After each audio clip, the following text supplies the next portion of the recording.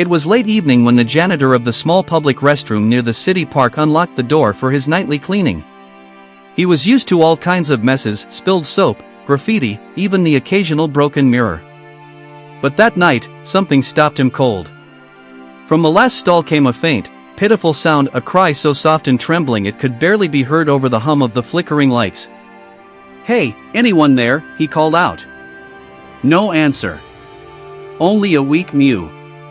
He pushed the stall door open and froze.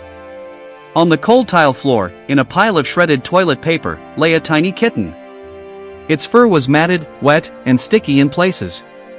Strips of tissue were tangled around its body, clinging to it like a cruel mockery of a blanket. The janitor's heart sank when he realized what had happened. The kitten had been left there, wrapped in toilet paper, and some people, heartlessly unaware or uncaring, had used that same paper.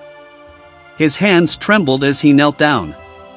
"Oh, you poor thing," he whispered. The kitten was barely breathing. Its eyes were half shut, its little chest rising and falling with shallow effort. Yet when he reached out, it tried to meow again, as if asking for one last chance. He scooped it up gently, using his clean rag to hold it close. The warmth of his hands seemed to spark something in the tiny body, a flicker of life. The janitor, whose name was Marco, didn't think twice.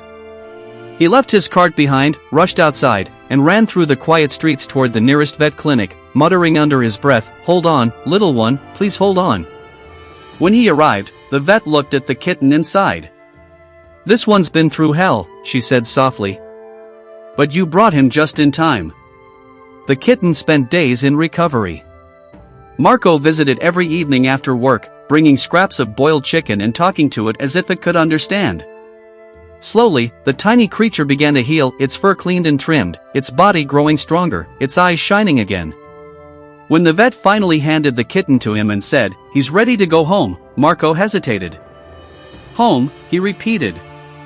"Yes," she smiled. "He already has one. Yours." Marco chuckled softly. He hadn't realized how much he'd come to care for that fragile life he'd found in the corner of a dirty restroom. Weeks passed, and the kitten, whom Marco named Lucky, became the brightest part of his small apartment. Every morning, the little creature would jump on his shoulder as he got ready for work, purring softly in his ear.